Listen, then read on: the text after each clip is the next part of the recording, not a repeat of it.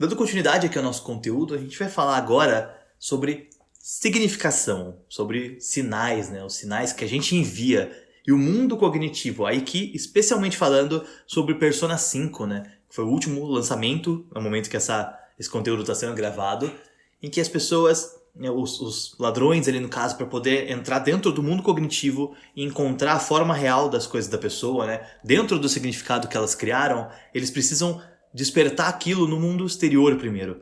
E eles fazem isso através de uma calling card, né? Então a carta que eles enviam, a mensagem que eles enviam no mundo exterior, ela gera uma mudança de comportamento que afeta a reação do mundo interior, né? Desperta uma reação e isso muda a forma das coisas no mundo interior.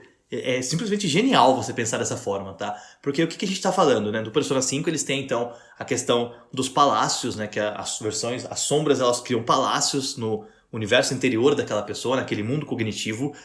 E nesses palácios elas fazem o que elas querem porque elas estão tomando controle das pessoas, né? A sombra controla a pessoa e no mundo exterior, no mundo real, a atitude das pessoas ela é deformada por esses palácios, deformado pelo controle da sombra. E aí quando você manda essa carta, a sombra, ela é impulsiva, como eu disse, a sombra ela é instintiva. Então ela perde o controle daquilo, ela se abre e ela se torna mais vulnerável para que então os personagens ali possam entrar naquele mundo cognitivo, encontrar a sombra e derrotá-la, né? E quando a gente está falando de Persona 5 Scramble, que é uma continuação ali que teve posteriormente, nesse jogo você tem as cadeias. E é basicamente a mesma coisa, a gente está falando sobre uma causa ali, algo que aconteceu na vida da pessoa, que desperta um trauma, né? Então você tem a Trauma Room, onde você conhece o trauma daquela pessoa, e você faz a carta depois para poder tornar essa pessoa vulnerável e abrir a proteção daquele mundo cognitivo para que você possa entrar ali com os personagens e enfrentar, ali, no caso, a versão sombra daquela pessoa também, para liberar os desejos que ela absorve de outras pessoas, né? Nesse caso, a gente pode fazer uma analogia de que aquela pessoa ela começa a se absorver da fragilidade dos outros, né? Então, a sombra dela faz com que as outras pessoas vistam personas, vistam máscaras sociais ali no caso, e ela se absorve daquilo, da fragilidade emocional daquelas outras pessoas, entendeu? Utilizando, no caso, aquele mundo cognitivo. Mas o que tem de lição, né, disso? Pra gente trazer aqui pra vida real, o que a gente pode conversar sobre isso? Sobre a significação, e especialmente então a ressignificação, né, de um acontecimento. A gente tem memórias no nosso subconsciente que a gente associa, né, elas ficam presas a objetos, a músicas, a lugares, entendeu? A gente significa alguma coisa, algum objeto. A gente vê muito isso no Persona 5 Scramble, que quando você encontra os cores ali, assim, os itens que protegem aquele universo no interior da pessoa, são itens que têm valor para ela somente. Então, por exemplo, se é uma personagem que ela é prefeita de uma cidade e que o item que protege ela, no caso, é um cartaz da eleição dela, por exemplo. Porque aquilo gerou um significado para ela.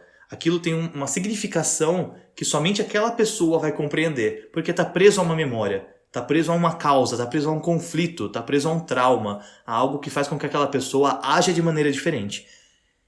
E dentro, né, desses itens, dentro dessas coisas que estão significadas dentro de nós, a gente tem vozes que obrigam, né, que a gente age de alguma maneira. E essas vozes, elas são ligadas a esses arquétipos que eu falei. Então você tem uma voz, por exemplo, que pode estar referente à sua sombra, pedindo que você age de maneira instintiva. No exemplo da traição, por exemplo, a sombra quer que você vá atrás da pessoa. Ela quer que você externalize aquela raiva, aquele sentimento negativo que você tem. E essa voz no seu inconsciente, ela faz com que essas memórias se manifestem de maneira negativa, especialmente quando há uma causa ou um conflito que é muito negativo. Então, se você sofreu bullying na infância e algo acontece de muito forte na sua vida, a significação dessa memória pode fazer com que essa voz te incentive a fazer algo muito negativo. E é como eu falei, a causa ela está indiretamente ligada à consequência. Mas a causa desperta um comportamento. E esse comportamento gera a consequência. Porque você está mais vulnerável a esse tipo de ação se você não percebe a causa. E entende a causa antes de tomar uma atitude, né? Antes de ter algum comportamento. Essa memória negativa, essa causa, esse conflito, ela gera uma manifestação de impacto negativo, né? E aqui eu vou trazer 3 exemplos de comportamentos que a gente tem que são vinculados a essa significação. Então, no caso, comportamentos que eles estão vinculados a essa manifestação. São comportamentos que acontecem porque eles estão representando uma manifestação negativa, né? Vamos dizer assim. Uma manifestação que é referente a essa memória, referente a essas vozes do inconsciente, referentes a essa significação que a gente fez com algo, alguma coisa, um objeto, uma música, um lugar, uma pessoa, enfim, alguma lembrança de causa e conflito. O primeiro comportamento aqui, então, é o defensivo. É um comportamento que coloca a gente no instinto de proteção, tá? Então, eu tive uma experiência negativa no relacionamento anterior e, por causa disso, nas minhas próximas experiências de relacionamento, eu me defendo daquela pessoa sem que aquela pessoa me ataque.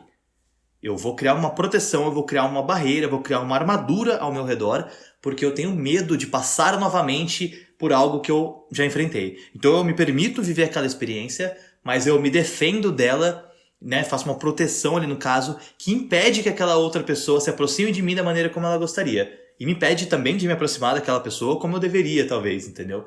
Porque eu tenho esse comportamento defensivo. Outro exemplo aqui, então, a gente tem um comportamento agressivo.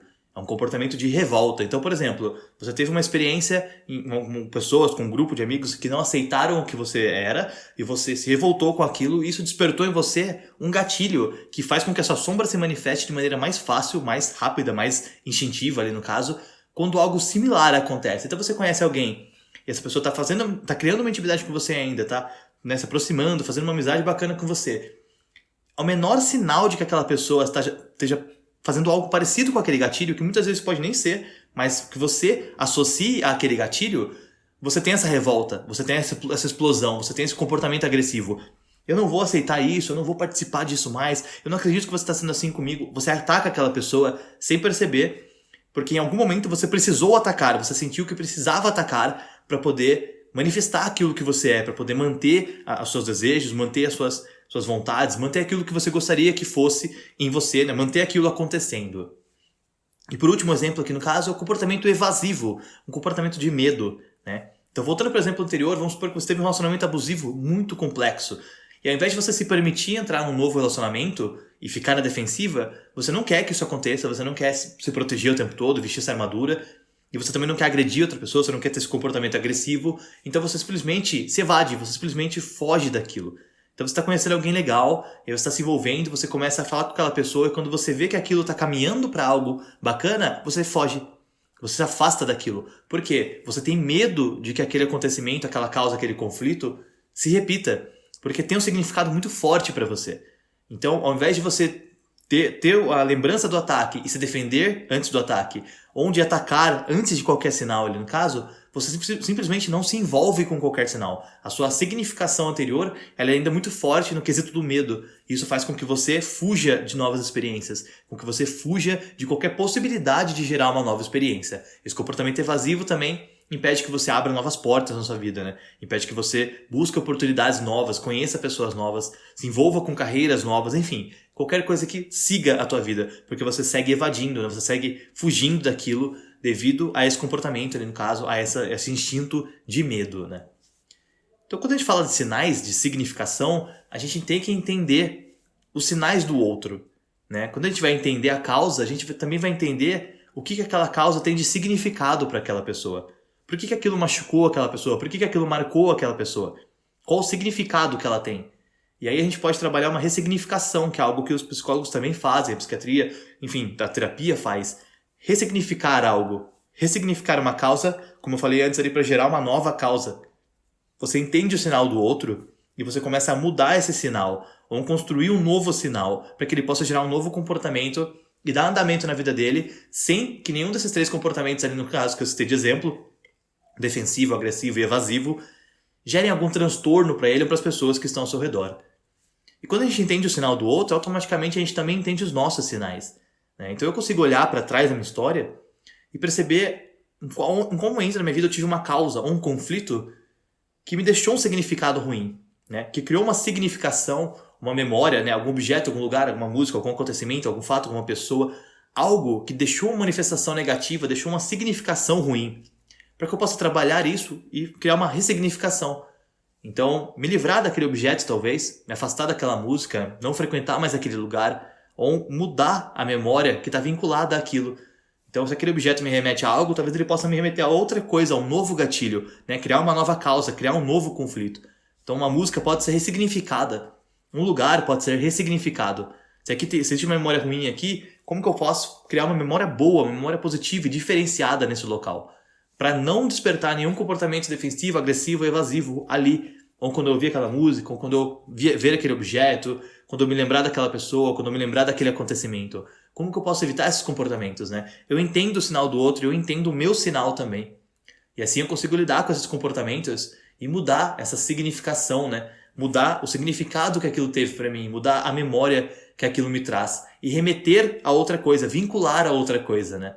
E assim a gente consegue enviar um sinal diferente e automaticamente entender o sinal de maneira diferente. E é muito bacana, né? Eu acho genial essa questão de como esses jogos da linha Persona abordam o mundo cognitivo.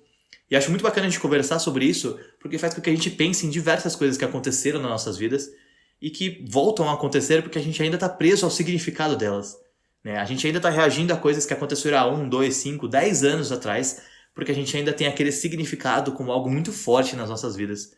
E se a gente perceber isso, a gente buscar ajuda, a gente fizer, né, vou fazer uma terapia, eu vou discutir, vou conversar sobre isso, vou colocar para fora, vou entender, vou externalizar para poder olhar, observar, realmente perceber que aquilo acontece e lidar com aquilo, lidar com a sombra, lidar com a máscara social que aquilo me faz vestir, automaticamente eu consigo mudar o significado daquilo. E isso me permite abrir portas novas, seguir por novos caminhos.